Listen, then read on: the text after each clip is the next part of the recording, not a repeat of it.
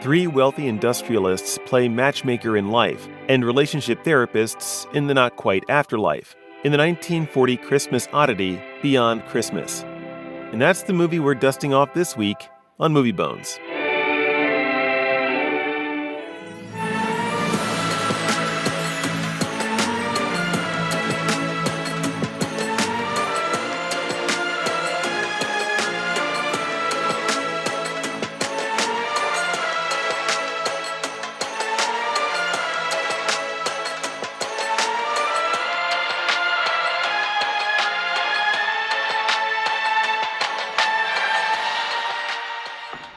I have an idea, Chad.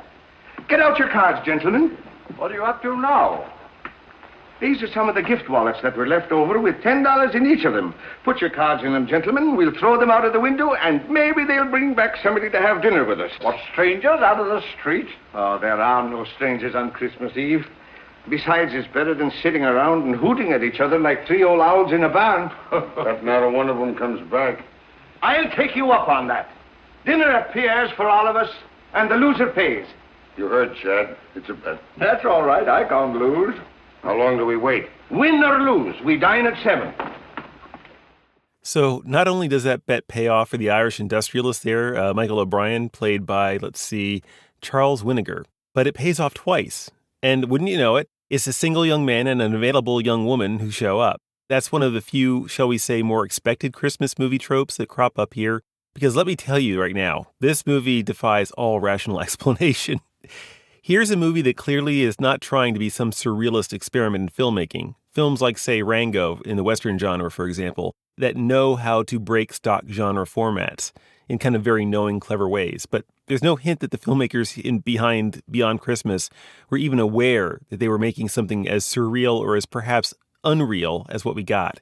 That made it one of the more difficult films for us to review in this show, really. For me in particular, I had a devil of a time trying to figure this one out. Really, man. When you go look this movie up, you don't necessarily find Beyond Christmas. One of the movies you find is Beyond Tomorrow. This movie has 3 different names to it. I don't know why it's got 3 different names to it. The way what I said is it felt like it was very classic B-movie fashion for that to happen. I know, right?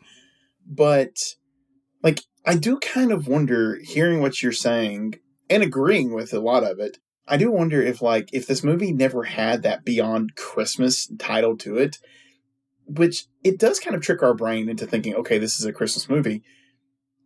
Christmas is only at the first part of the movie, if I'm correct. It's the starting point, I guess, but because if a movie is judged as a Christmas movie based around how much of it takes place at Christmas time, then even Die Hard is more of a Christmas movie than this one is. You know what I'm saying? Because that took place entirely. There's a lot of people out there who believe Die Hard is a Christmas movie.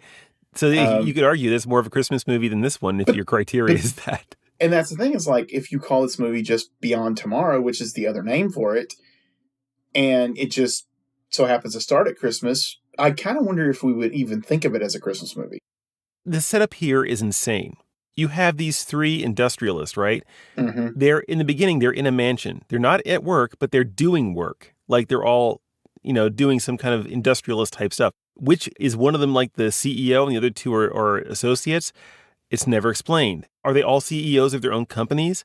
That's never explained. But they all seem to be living in this one house because they all seem to have great admiration for the caretaker, who it took me a while to figure out that's what her role was.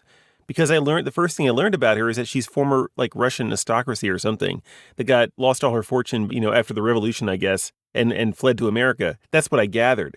But then it's it took until much later. It's oh, she's the caretaker. So it's it's all very weird. I want to know, how did these guys are living together and they're all really generous?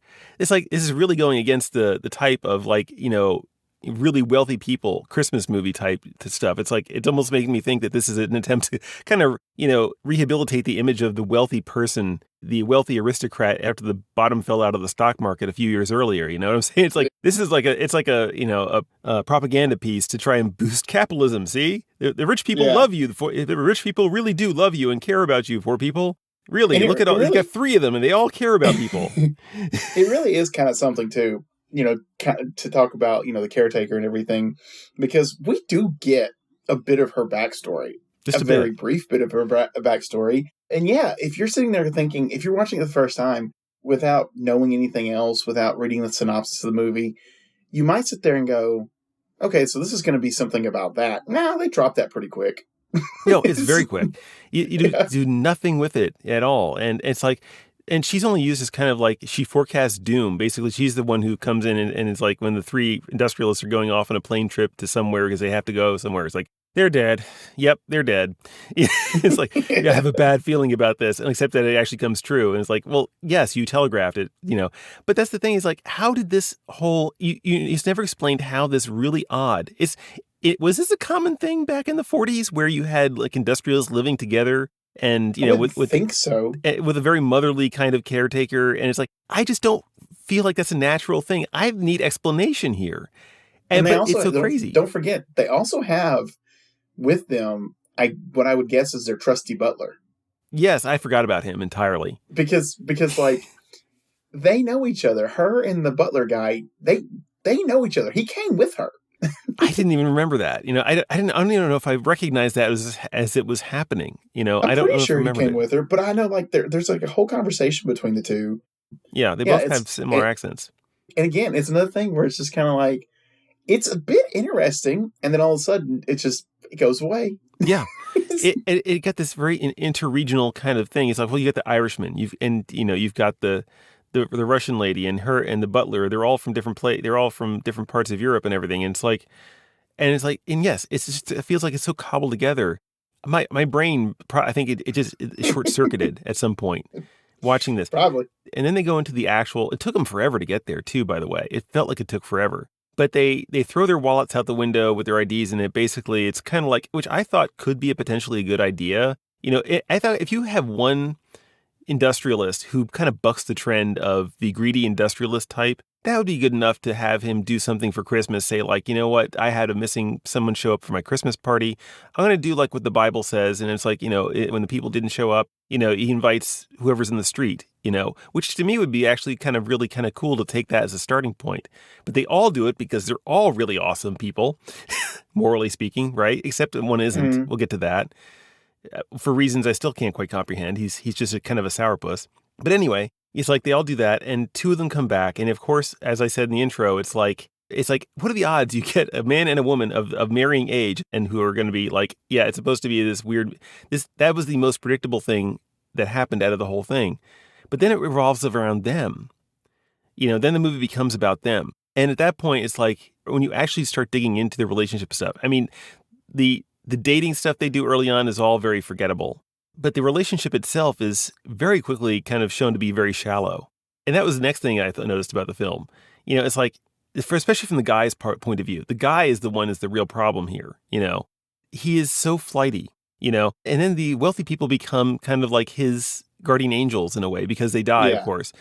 And it's like, and the whole thing is like, I'm still trying. Look, I'm talking to you about it right now, and I'm still not sure if I actually watched what I was seeing. If I actually saw this thing, or if I just didn't dream it. I think probably some of this has a little bit to do with the fact that it's only an hour and 20 minutes. I don't know. I'm not going to say I know they had more. They might have. They might not have. And because they do a lot, you're spot on. Like the stories are all over the place, and they end quickly, and they move quickly. And yet you're also correct when it says, like, there's a whole part of this movie where it's just like, okay, do something. Yeah. Oh, yeah. There's little ideas here and there everywhere. I mean, one of my notes is like, it's like every aspect of the movie is a tangent that doesn't go and reconnect to anything else. It just kind of flies off on its own. And so, and one of the arts of good storytelling, this is why I think it's not the length that's the problem. It's because you can tell a really good story. This is not aiming for something complicated. There aren't that many characters. At the end of the movie, it's a very simple moral they're trying to get across. There's no reason why you shouldn't be able to get that. Whatever it is you're trying to do, is no reason why you shouldn't be able to get that across. And yet everything that they introduce kind of flies off, like, it's the centripetal force just kind of flings it off into the oblivion, and you don't hear about it ever again. Everything is tangential to everything else. But I've never seen a movie fail like that before, and it's fascinating in some ways to watch it happen. That's what's kind of interesting.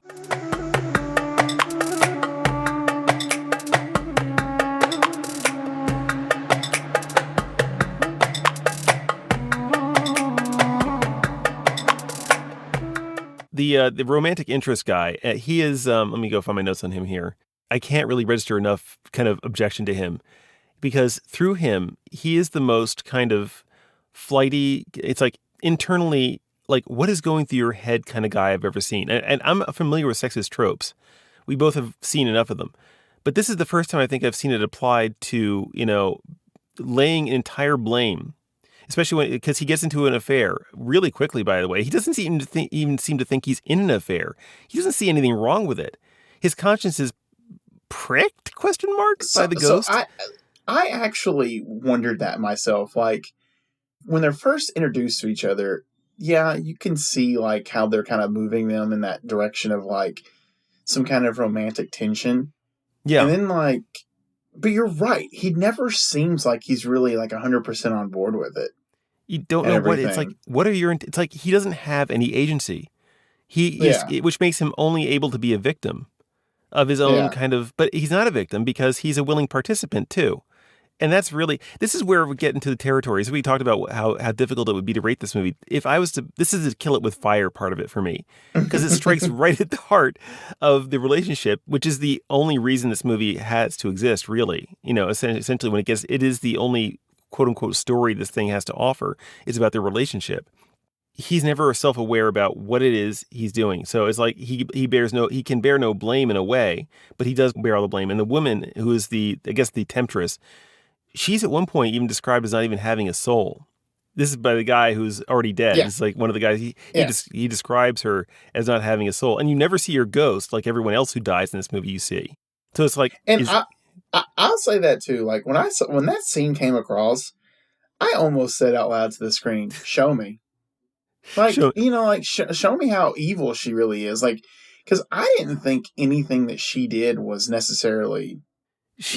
other than I think she's a little bit, I mean, of course I think she's manipulative and everything, but what is her soullessness? And besides, everyone has it. By the way, as two Christians here speaking, there is nobody who exists that doesn't have a soul. I think that we can both agree on that one, don't we? Even if we're absolutely. I Protestant mean, there's some Catholic fascinating, agree. Yeah.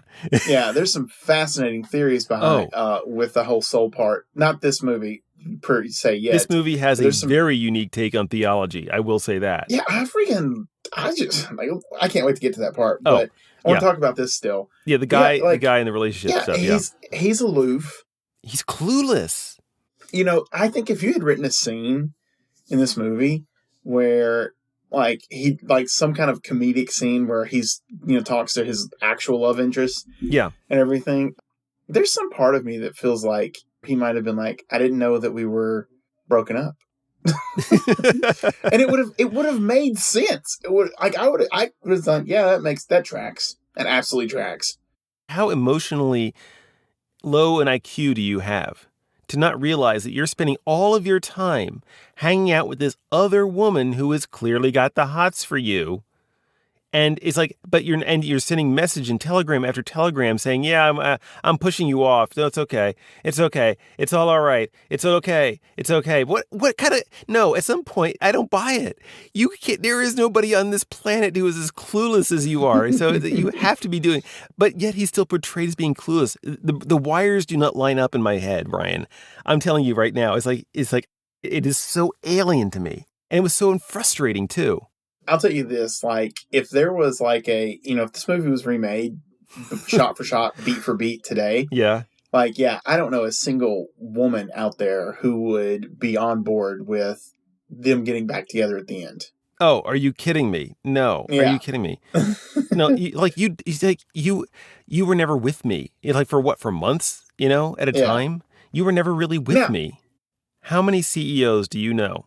3 of them, by the way. If that's what the case is, if unclear, that have the time to go have these social outings with these 2 people, not just to help, to go to the children's hospital and play with the kiddies, which is nice and all, which is a good thought. But then they all go out bowling together.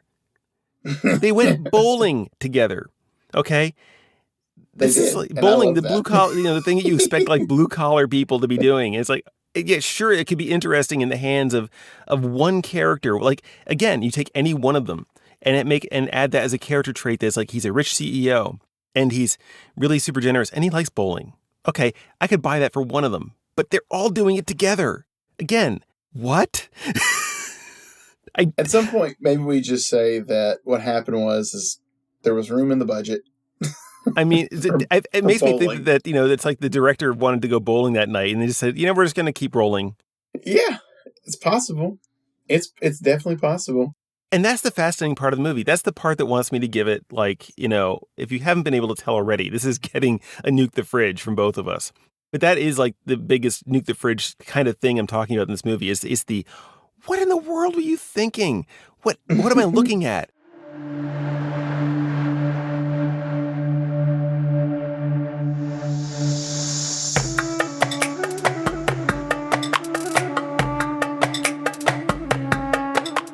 Should we get into the theology of it?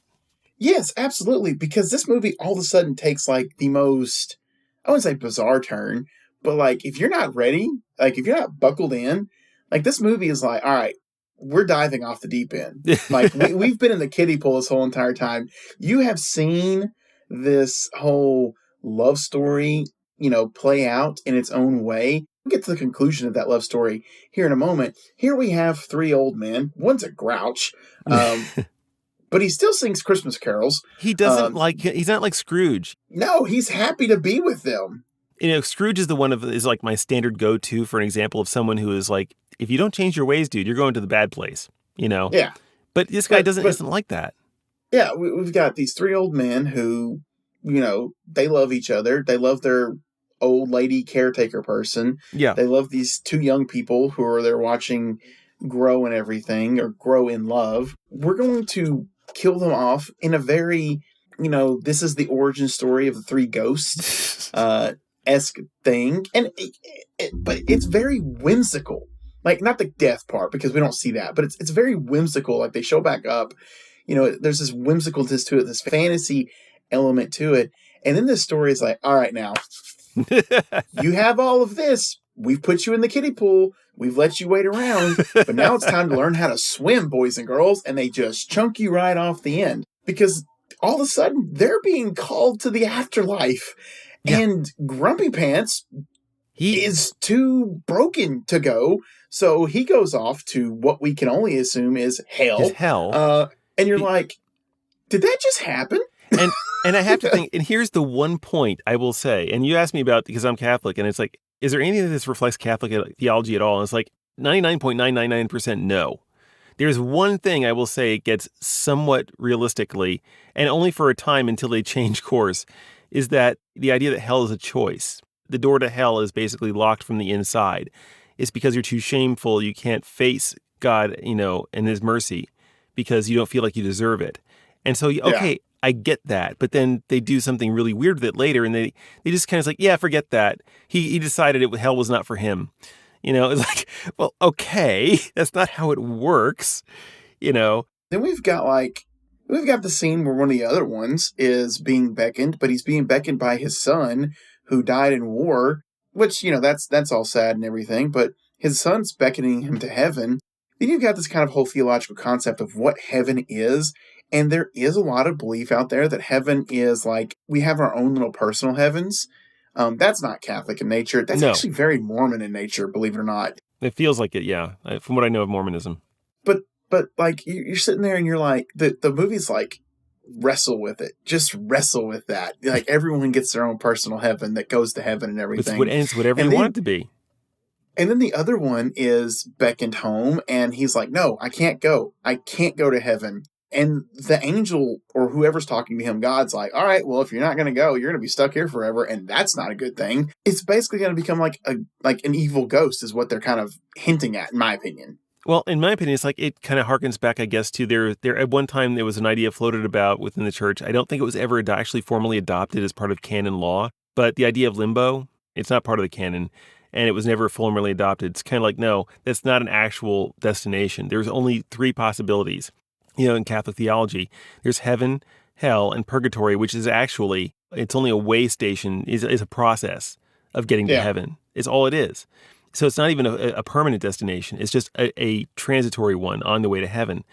And so it's like, but as far as limbo, which is what I took that to me like, it's like, this is like limbo. And he's choosing limbo, but he doesn't have to stick by his decision there either, does he? Because his mom in heaven pesters God to let him in. And I'm like, what, because she loves her son more than everybody else? I'm like, are you kidding me? Are you freaking kidding me? Yeah, but then it's not the cake takes the cake part. But again, like, folks, we're in the deep end. And I this know. movie says you are wrestling with all of these concepts, and you're also you're now going to be dealing with actual human things, because you're not ready for it. You're not expecting this, because this is a whimsical Christmas movie. Remember, it was whimsical at one point? Whimsical, Christmassy. Dude and his lady friend go off to a bar, not a bar, but go off to this place. Yeah, the Temptress. And yeah. we only have one other instance where this happened, where she's like, hey, by the way, my ex-husband, not the best guy in the world, but they never interact with one another. No. You know, it's just some dude that just comes, knocks on the door, and then all of a sudden, at the very end, they're like, hey, you're going to go sing. And they're like, yeah, let's go sing. They both get shot. And in a hilarious way. The way he falls dead, I've never seen someone die that badly.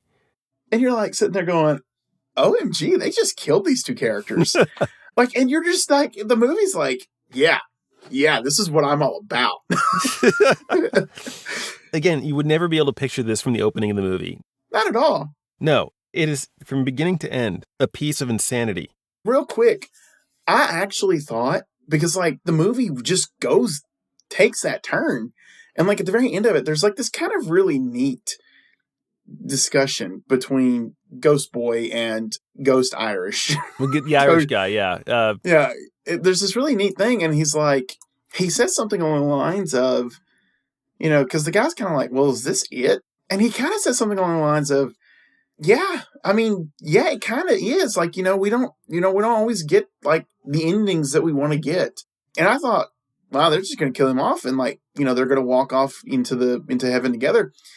I thought that's where the movie was going. I kind of would have liked that particular. It would have really stinked for, our protagonist female character. But I thought, okay, like, you went this far. Let's keep going, I suppose. But then that's when, my mom's beckoning me home, let him go back. And like, yeah, that's, the movie ends with, him coming back to life. So there really isn't any consequences for anybody. Well, the only consequences for that one chick, she did. Well, yeah, because but she never had a soul in the first place. So what consequences could you really say she suffered? And that was like, again, that part right there was such a, like, it's a throwaway line, and you're like, I want to, what are you talking? Show me she has no soul. It would be one thing. It's like, okay, it's just maybe him using hyperbole, but then at least show her, going off to, it's like, even if it's to hell, show us that she at least had a soul, okay? Go the ghost route and show me her ghost getting dragged off by the dark shadows, like in the movie Ghost. Yes, that's another thing. When the one industrialist he walks off willingly to hell because that's what he believes he deserves. The other two kind of just react as if they just were saying goodbye for the afternoon. They're not horrified. It's like, whereas like in Ghost, it's like Sam Wheat's character, he sees the guy get dragged off and he's his blood enemy. This is, these are his blood enemies that are getting dragged off to hell. And it's like, he's horrified, which makes it impactful, because this is eternity you're talking about. It's not just like, yeah, in 5 years you get out and with good behavior. It's not like that with this kind of stuff. So if you're seeing that happen, that would be freaking terrifying. You get no hint of that whatsoever. The theology in this thing is just, good grief, trying to review this thing. It's definitely getting nuked, right? That's a given. I said why I would give it Kill It With Fire. It deserved that in a respect. It deserved Don't Look at It in a respect. It deserved Bad Dates because it's like, I don't think I could ever watch this consciously say I would definitely watch it again. It could be like it belongs in the museum because this is a unique thing of history. Even if it's like one of those pieces of history, it's like, well, that's unnatural, but it's alone in that unnaturalness. And it's like, well, it has to go in a museum. And it may get, and who knows, maybe one day I will actually come back. It's like, did that movie actually exist? And I'll come back to it. And it's like, sure enough, it did. And that's the only time I ever came back to it, probably. And there's the aspect of the just bonkersness of it that says, at least trust me on this. You have to see this. It checked all, I won't go as far as Fortune and Glory. That's the one I couldn't go to. And you suggested that it did. You can give that in a moment, but I'm getting there. So for my review, I added up all of the, I guess the point values, if you count like from 1 to 5 or 0 to 5, and then divide it by the total, so to get an average, it averages out to a bad dates, but that's just a number review. The text review I'm giving, for the actual name of this review I'm giving, is that it's trust me, don't look at the nuked, on fire museum you went to on a bad date. I think so, a little bit. That's the best I could come up with, man. Now it's your turn. I got to hear this. I'm going to say everything you said, but I'm adding that fortune and glory in there. Okay. So it's everything. It literally is everything. Because it's literally everything, because it is fascinating that this movie had the actual stones to do exactly what I just described, to look at the viewer in the face and say, buckle up, we're going for a deep dive. Yeah. You don't know and what you're in for. There and you're like, yeah. You're sitting there and you're like, okay. Like, wasn't expecting that, but okay. So I don't know there. if I like it, but I'm okay. So in any case, at this time, we like to remind our listeners out there that if you're having a good time with Ryan and me dusting off all these old movies for cellular treasure, if that's what you want to call this, please do like, subscribe, comment, and of course, follow us on your podcast purveyor of choice. Tell us what you think we got wrong. We're not perfect. And clue us in on a few titles you'd like us to see cover on future episodes, as long as they're available for free on sites like Tubi, because this adventure comes with no strings attached. On the subject of future episodes, we've got another one coming up next week, as we always do. And Ryan, tell them what we're in for. Okay, so this movie, Tubi says, is an atmospheric and classic mystery about two British cops who systematically track down the killer of a woman found in a coastal beach house. Look, I'm not saying fortune and glory. I'm not going to go that far, but you have piqued my interest. It's interesting. Yeah, you have. It's very much an interesting thing. This is directed by Val Guest, stars Jack Warner, Ronald Lewis, Yolande Donlan, and Michael Goodliff, and it's 1962 Jigsaw. Jigsaw, not Saw. This is not the Saw franchise. So don't. And I know that sometimes Tubi has a lot of those on there. Don't get mixed up, because obviously those fall outside of our purview. I'm not even interested in those movies, to be honest. But anyway, yeah, it's Jigsaw, and we'll see what it's like. I mean, I don't recognize the director or the actors at all. I'm going to be completely open-minded on this one. So in any case, folks, that's our show for this week. Please do join us again next week and watch the film ahead of time if you can. But we'll see you next week. And Ryan, I'll see you next week, okay? See you next week. See you next week, folks. Bye-bye.